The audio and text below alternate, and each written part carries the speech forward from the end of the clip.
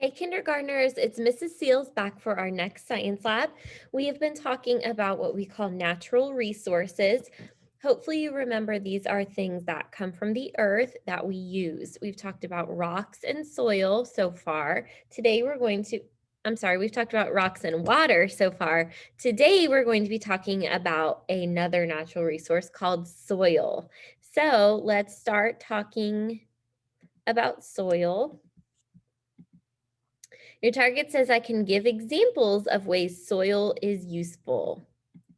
So, soil is a mixture made up of lots of different things. Here are some things you can find in soil: tiny pieces of rock, minerals, which is what rocks are made out of, decayed plant and animal matter. So, what that means is these are parts of plants or animals that were once living, but they're not anymore. And that sounds kind of yucky and gross, but that's actually really good for the soil. And that's what makes really healthy, rich soil that helps plants and trees grow. So this could be things like dead grass or dead leaves or roots.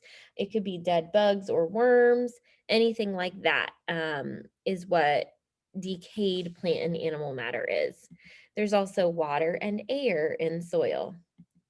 Soil is very important. A lot of times we just kind of ignore it. We just think, oh, soil, that's just dirt. Dirt's not important. But actually, soil is extremely important. Plants and trees need soil to grow. Without plants and trees, we would not have clean air to breathe or food to eat.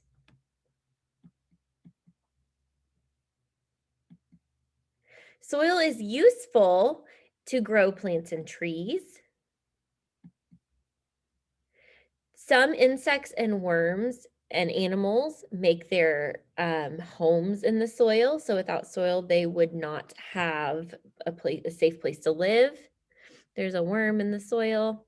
And one type of soil called clay soil can be used to make bowls and plates. This is called pottery. Some cultures even make homes out of this soil. So there's an example of that.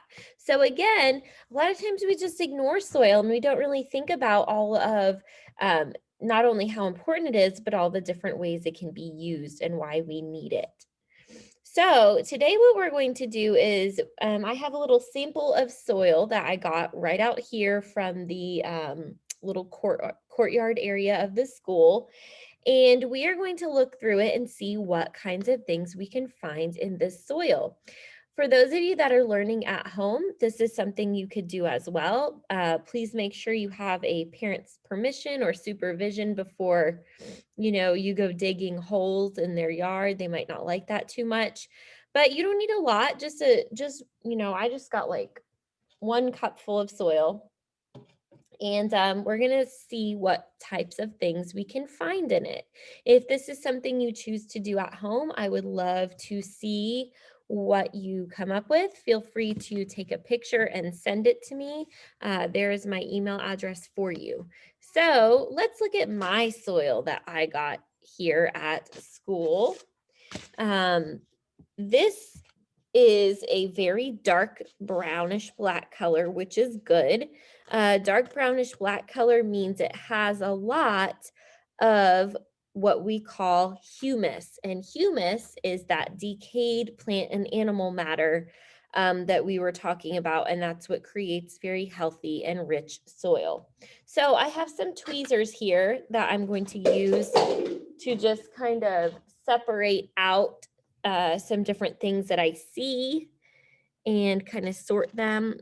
I see some pieces of rock. Definitely. We said that tiny pieces of rock are something that we can find in soil. There's another rock. I also see some dead grass. You see that?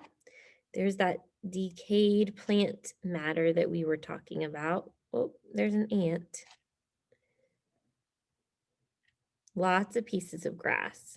I'm going to kind of sort those over here. There's another rock. Ooh, I found a little wood chip, piece of wood. Let's see what else. Do you see this right here? This is I believe it's an acorn or some other type of um, nut that comes from a tree. Let's see what else. More, lots of dead grass in here, which is good. Nice, healthy soil. Oh, there's some grass. Oh, that one's still attached. There must be roots in there as well. More grass. Oh, here's some more sticks and wood chips. I haven't seen any. Oh, hold on. I think I found a little. Uh-oh, I dropped it. I couldn't tell if it was a little like bug or something else. There are some ants in here, which is good. Ants, I mean, I know we don't like them, in our homes or on our bodies, but ants, they make their home in the soil. So soil is very important to ants. Let's see what else I can find. More rocks. More rocks.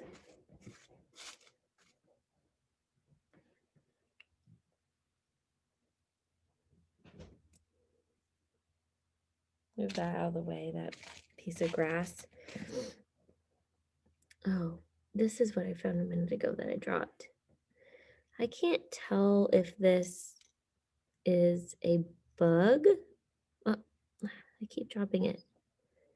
Or it's like a special, I think it's like a thorn, or like you might hear it called like a sticker burr. I think that's what it is. Oh, it's hard for me to pick up. Can you see that? I don't think you can. It's kind of spiky. I think it's a thorn. Let's see. I see. Oh, I found some pieces of dead leaves. I'll put those over here with the grass. Let's see what else. More grass. More rocks. Lots of rocks. Lots of dead grass. Let's see. Oh, there's some more ants. I feel bad I disturbed their home, but I'll put them back when I'm done. Let's see. There's some more parts of plants. Sometimes in soil you can find like little bitty shells or worms. I don't see any shells or worms in this particular. Oh, there's more of a dead leaf. I don't see any shells or worms in here. There's that little spiky guy again, that little thorn thing. Some more grass.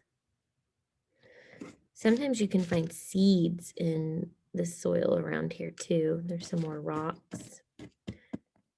So soil is made up of lots of different things. And the cool thing about soil is there are different types of soil. So depending on what type of soil you have, you may find some different things in it. But I encourage you to take a look. Instead of, if your mom or dad doesn't want you to bring the soil inside your house to look at, you could go outside and kind of dig around and see what types of things you find. Because remember, soil is very, very important and very useful to us. I hope that you had fun learning about and looking at soil, and I'll see you next time. Bye, guys.